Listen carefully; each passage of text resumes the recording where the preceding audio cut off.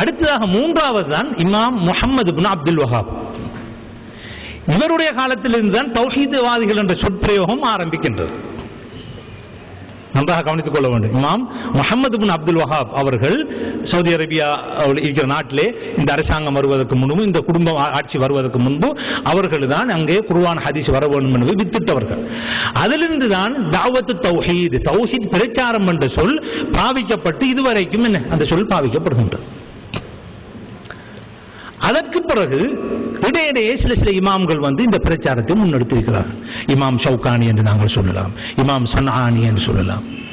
அடுத்ததாக நவீன காலத்திலே இந்த தௌஹீத் பிரச்சாரத்தை செய்த 2 அறிஞர்கள், முதலாவதாக ஷேக் இப்னு பாஸ் ரஹிமஹுல்லாஹ் அவர்கள், இரண்டாவதாக ஷேக் முஹம்மது நாசருத்தீன் அல் அல்பானி. இவங்க இருவரும் தான் நவீன காலத்திலே, நவீன காலம் என்கும் பொழுது சுமாராக 50-60 வருடங்களுக்குள்ளே இந்த தௌஹீத் பிரச்சாரத்தை முன்னெடுத்தவர்கள். ஷேக் இப்னு பாஸ் என்பவர் சவுதி அரேபியாவின் முஃப்தி. அதனாலே அவர்கள் கொடுக்கின்ற தீர்ப்புகள் அனைத்தும் அங்கே நடைமுறைப்படுத்தப்படும். அரசாங்கம் அவருடைய கருத்துக்களை மதிக்கக்கூடியவராக இருந்தது. ஆனால் ஷேக் முகமது நாசருத்தீன் அவர்கள் சவுதி அரேபியாவை சேர்ந்தவர் அல்ல. அவர் அல்பானியா, ஐரோப்பாவிலே அல்பானியா என்ற நாட்டை சேர்ந்தவர். அவர் சிறுபருவத்திலே சிரியாவுக்கு வந்து சிரியாவிலே இருந்து தனது தந்தையிடத்திலே கல்வியை கற்று சுயமாக ஹதீஸ் கலையை கற்றவர்கள். பின்பு அந்த ஹதீஸ் கலையை இந்த நவீன நூற்றாண்டிலே பரப்பியவர்கள். இப்ப தற்பொழுது ஹதீசுகளை காத்தாங்குடி வரைக்கும் வந்திருக்கிறேன் சொன்னால் காரணம் ஷேக் முகமது நாசருத்தீன் அவர்கள் தான் காரணம். ஷேக் முகமது நாசருத்தீன் அவர்கள் தான் இந்த ஹதீஸ் கலைக்காக வேண்டி, அதாவது 50-60 வருடங்களாக குர்ஆன் ஹதீஸ் என்ற பேச்சிருக்கவில்லை. 50-60 முன்னால மதுஹபு தான், ஷாஃபி மதுஹபு, ஹம்பலி மதுஹபு, ஹனஃபி மதுஹபு, மாலிகி, இப்படியாக மதுஹபு வாதமே இருந்தே தவிர குர்ஆன் ஹதீஸை பின்பற்ற வேண்டும், தனி மனித வழிபாடு கூடாது, தரிகாக்களை பின்பற்றக்கூடாது, மதுஹபுகள் என்ற ஒரு பிடிவாதம் இருக்கக்கூடாது என்ற ஒரு இதை ஷேக் அல்பானி அவர்கள் முன்வைத்தார். ஆனால் எவ்வளவு பணிகளை ஆற்றிய அந்த ஷேக் முகமது நாசருத்தீன் அல்பானி அவர்கள் பெரும்பாலான உலமாக்களுக்கு முரண்பாடாக சில கருத்துக்களை வெளியிட்டு சென்று விட்டார். எப்பொழுதும் ஒரு பிரச்சாரகர் ஒரு நல்ல ஒரு விஷயத்தை செய்யும் பொழுது அவருடைய ஆய்வின் பிரகாரம் சில தவறுகள் அல்லது சில கருத்துக்களை வெளியிடுவார். அவைகள் சரியாகவும் இருக்கும், பிழையாகவும் இருக்கும். அந்த கருத்துக்கள் தான் இப்பொழுது இஸ்லாமிய சமூகத்திலே பெரிய பூதாகாரம் எடுத்துக்கொண்டு இருக்கின்றது. இப்பொழுது தற்காலத்தில் ஒருவர் தௌஹீத்வாதி என்றால் அவர் முகமது நாசருத்தீன் அல்பானி கிதாபை தான் வாங்கி வாசிக்கும். நான் சொன்ன ஷேகுல் இஸ்லாம் இப்னு தைமியாவுடைய நூல் தான் தௌஹீதுடைய அத்திவாரம் என்று சொன்னேன். ஆனால் தற்போது அவ்வாறு அல்ல. ஏன்னா இப்னு தைமியா கிதாபை எல்லாரும் விளங்க முடியாது. அரபு ஆற்றல் வேணும், ஆழமான நூட்கள் எல்லாராலும் விளங்க முடியாது. ஆனால் ஷேக் முகமது நாசருத்தீன் அல்பானி அவர்கள் ஒரு இலகுவான முறையிலே பொதுமக்கள் முழங்கக்கூடிய பிரகாரம் நம்பர்களை போட்டு, தலையங்கங்களை போட்டு, சின்ன சின்ன நூட்களாக இந்த வடிவங்களிலே வெளியிட்டிருக்கிறார்கள். இதை தௌஹீத்வாதிகள் படித்ததும் இந்த அல்பானியுடைய கருத்துக்கள் சகலதும் தௌஹீதை பிரதிபலிப்பதாக நினைத்துக் கொண்டார். ஷேக் முகமது நாசருத்தீன் அல்பானி சொல்கின்ற கருத்துக்கள் எல்லாம் தௌஹீத்வாதியுடைய கருத்துக்கள் என்று எடுத்துக்கொண்டார்கள்.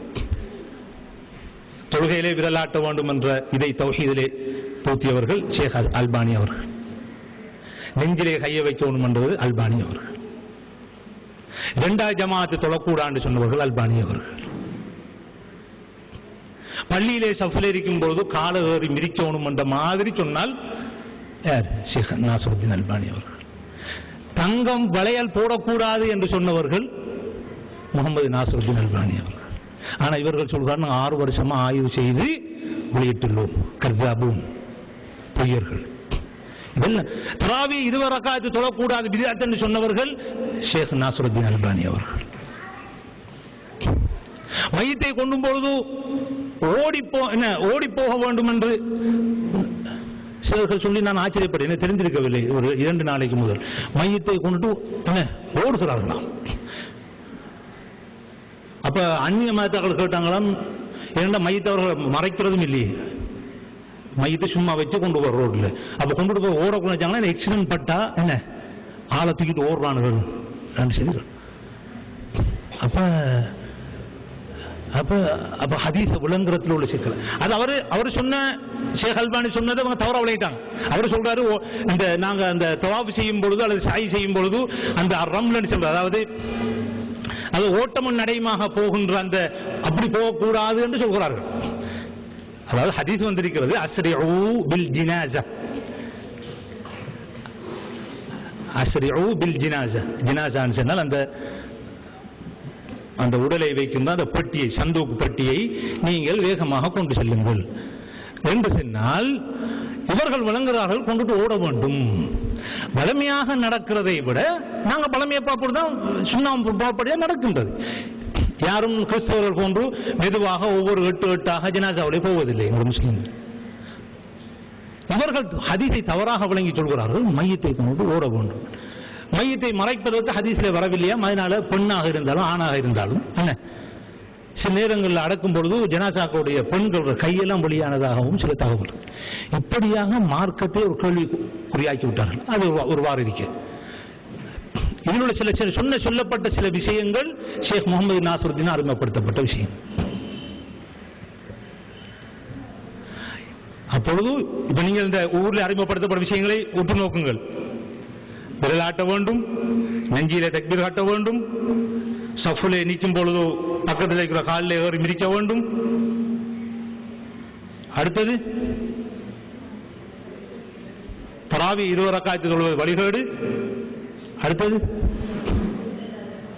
2 ஜமாத்து தொழ முடியாது. அதையும் அல்பானி அவர்கள் தான் அறிமுகப்படுத்தினார்.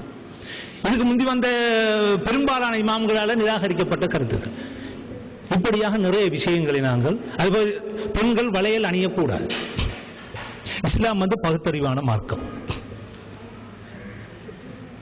என்ன செய்யட்டாம்? தங்கத்தால அபாயாவுக்கு பட்டன் தச்சு போடட்டாம். அதாவது பிரான்ஸ்ல ஒரு புரட்சி ஏற்பட்டுச்சு. மக்கள் புரட்சியடையும் அந்த அரசன் கேட்டானாம், ஏன் மக்கள் ஆர்ப்பாட்டம் பண்றாங்க அப்படின்னு.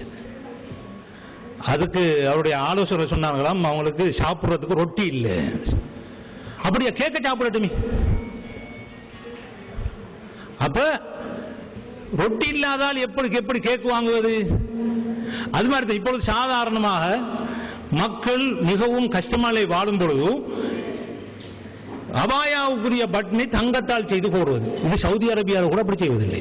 அதாவது செல்வந்த நாடு தங்களுடைய இதுக்கு போடும் பொழுது, அதாவது கொண்டைக்கு குத்தும் பொழுது அதை தங்கத்திலே போடுவதில்லை.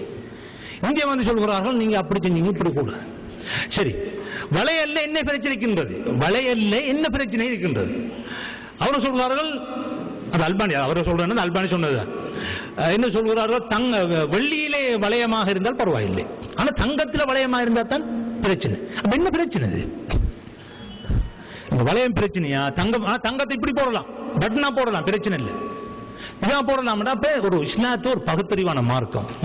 இதுல பகுத்தறிவுக்கு முரணான ஒரு சாதாரண பொதுமக்களுக்கு வழங்கக்கூடிய பித்தலாட்டங்கள் அறிமுகப்படுத்திக் கொண்டிருக்கிறோம். அப்ப நான் விஷயத்துக்கு வருவோம். அப்ப முகமது நாசருத்தீனுடைய தாவாவை பிரச்சாரத்தை நாங்கள் 2ஆக பிரிக்க வேண்டும். முதலாவதாக அவர்கள் ஹதீஸ் கலைக்கு ஆற்றிய தொண்டு, தௌஹீத் பிரச்சாரத்தை நவீன காலத்திலே முன்னெடுத்து சென்று செய்வதற்காக வேண்டி செய்த அவர்களுடைய தியாகங்கள், இது ஒன்று. 2வது பகுதி அவர் வெளியிட்ட தனது சுய ஆய்வுகள். எனவே முகமது நாசருத்தீனை ஏற்றுக்கொள்கிற